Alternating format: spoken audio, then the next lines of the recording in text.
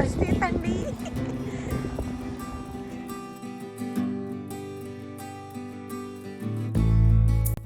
नमस्कार मंडळी, स्वागत आहे सगळ्यांचं या खूप दिवसांच्या नंतर आलेल्या लॉंग व्हिडिओमध्ये. कारणही त्याला तसंच आहे. आता सध्याचं जे कॅनडाचं जे हवामान आहे ते आता सध्या बदलतंय. तापमान हे आता पॉझिटिव्हमध्ये येतंय. त्यामुळे नॅचरली आजूबाजूचा परिसर हा नक्कीच वेगळा दिसायला लागलाय. स्नोमध्ये तो जसा दिसत होता तसा आता दिसत नाहीये आणि आता काही दिवसांनी झाडांना पानं फुलंही येतील. आज आमच्याकडे सकाळपासून पॉझिटिव्ह 10च्या पुढे टेम्परेचर होतं. त्यामुळे दिवसभर लख्ख प्रकाश होता. म्हणून असं ठरवलं, की मावळतीचा सूर्य आपण असं पाण्याच्या ठिकाणी जाऊन पाहूया आणि त्या पद्धतीने आम्ही निघालोही. मुलांना लाँग वीकेंडच्या 4 दिवसच्या ह्या सुट्ट्या आहेत आणि त्यातल्याच पहिल्या दिवशीच्या संध्याकाळी आम्ही ठरवलं, की आपण वॉटर फ्रंटला जाऊन सनसेट पाहूया. जसजसं आम्ही या ठिकाणाच्या जवळ जात होतो, तसतसं आम्हाला असं दिसत होतं, की त्याच्या आजूबाजूचा एरिया हा छान डेव्हलप केलेला आहे. बरेच सायकल चालवणारे लोकं, त्यांचा सायकलचा ट्रॅक वेगळा होता आणि ते छानपैकी सायकल चालवत होते. त्यातल्या एकाने मला रेकॉर्ड करताना पाहिलं आणि हाय केलं. हे ठिकाण सिटीपासून अगदी जवळ असल्या कारणानं इथपर्यंत यायचा रस्ता आणि त्याच्यावर असणारे हे छोटे-छोटे ब्रिजेस हे छान कलरफुल होते आणि रात्रीच तेवढेच ते छान लाईटमध्ये झगमगत होते. पुढे व्हिडिओमध्ये ह्या ब्रिजचा नाईट व्ह्यू कसा दिसतो हे नक्की बघा. आज जिथे आम्ही सनसेट पाहायला चाललोय त्या पॉइंटचं नाव आहे Polson pair skyline view point. हा पॉइंट अगदी आमच्या घरापासून जवळ आहे. 30 ते 40 मिनिटावरच आहे आणि अंतर पाहिलं तर हे 30 किलोमीटर आहे आमच्या घरापासून. आणि जसजसं आम्ही जवळ जात होतो तसतसं आम्हाला गारवा जाणवायला लागला होता. हे तिथलं छोटंसं पार्क होतं. ह्याच छोट्याशा पार्कमधनं व्ह्यू पॉईंटपर्यंत छोटा रस्ता होता आणि इथला हा ब्रॉड वॉक म्हणू शकतो आपण अगदी लहान होता, कारण दोन्ही साईडला प्रायव्हेट प्रॉपर्टी असल्या कारणानं त्यांनी तो वॉकवे बंद केलेला होता. त्यामुळं त्या तेवढ्या स्पॉटमध्ये लोकं येऊन पटकन फोटो काढून निघून जात होती. आणि हा आहे टोरंटो सिटीचा स्कायलाईन व्ह्यू.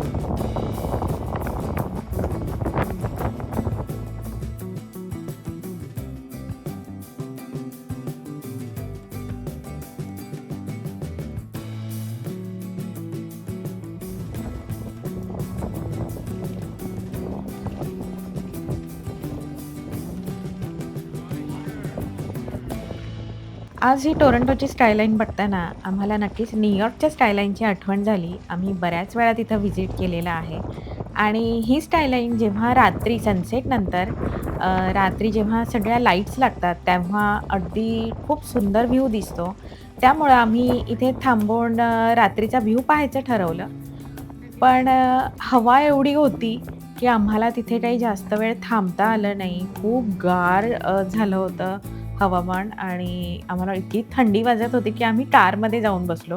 साधारण अर्धा तास कारमध्ये बसून आम्ही पुन्हा त्या स्पॉटकडे निघालो आणि पार्किंग तिथे प्रॉपर नव्हती ॲक्चुअली. प्रायव्हेट पार्किंग होती आणि तीही बंद होती. त्यामुळे लोक रस्त्याच्या दोन्ही साईडला गाडी तात्पुरती पार्क करून पटकन फोटो सेशन करून व्ह्यू पाहून ते पुन्हा रिटर्न जात होते. आज आमच्याकडे पॉझिटिव्हमध्ये टेम्परेचर होतं म्हणून आम्ही संध्याकाळी इथे वॉटरफ्रंटला सनसेट पाहायला आलो. सनसेट पाहिल्यानंतर गार वारं एवढं होतं की आम्हाला काही थांबता येईल म्हणून आम्ही पुन्हा कारमध्ये जाऊन बसलो आणि आता पुन्हा रात्र झाल्यानंतर हा व्ह्यू कसा दिसतोय ते पाहायला थांबलोय आम्ही. तुम्हाला दाखवते प्लान्स थोडंसं. हे असं वॉटरफ्रंट परदेशामध्ये सगळ्या सिटीमध्ये असतं. आम्ही सनसेटला आलो होतो त्यापेक्षाही जास्त गर्दी आम्हाला आता रात्रीची दिसली आणि आम्ही तिथे पोहोचल्यानंतर जो व्ह्यू पाहिला तो इतका सुंदर होता, कारण सगळ्या लाईट्स लागल्यानंतर खूपच सुंदर व्ह्यू दिसतो आणि त्या लाईट्स आणि त्या बिल्डिंग उंच उंच कॅनडातलं सीएन टॉवरही दिसतंय त्याच्यामध्ये. कशी असते थंडी.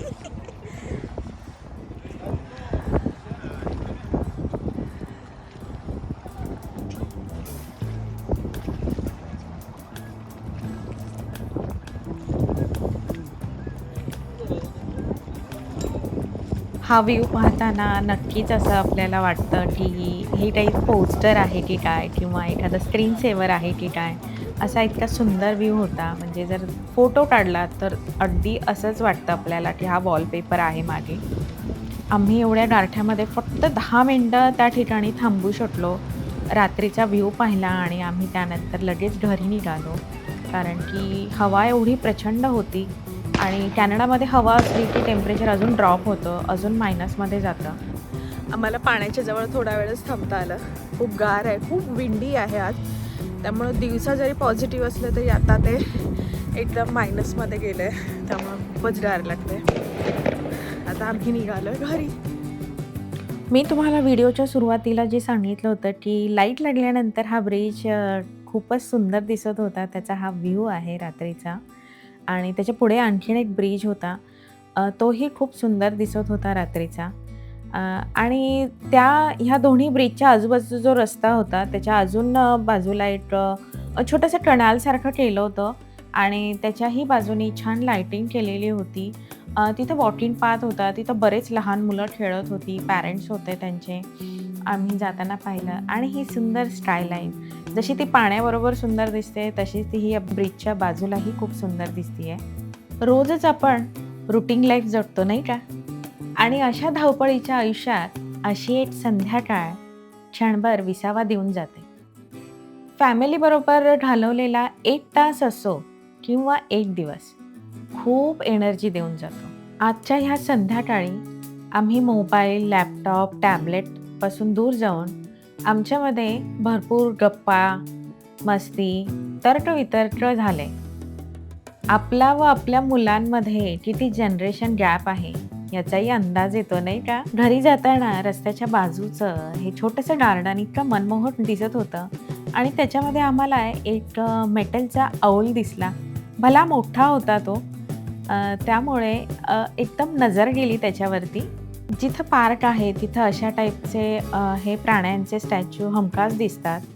आता वेदर हळू-हळू चांगलं होतंय त्यामुळे पार्कमध्येही बऱ्यापैकी गर्दी दिसते.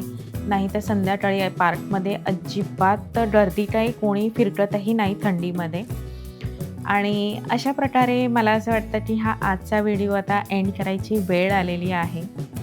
आजच्या व्हिडिओतलं हे टोरंटो सिटीचं मोहक रूप आणि वॉटरफ्रंट स्कायलाईन कशी वाटली मला नक्की सांगा. आणि तुम्ही कुठल्या सिटीमधनं माझा व्हिडिओ पाहतात हेही प्लीज मला कमेंट करून सांगा. आणि आजचा व्हिडिओ आवडला असेल तर लाईक करा. चॅनलवर नवीन असाल तर चॅनलला सबस्क्राईब करा आणि आपण भेटूया अशाच एका नव्या व्हिडिओमध्ये. तोपर्यंत बाय बाय.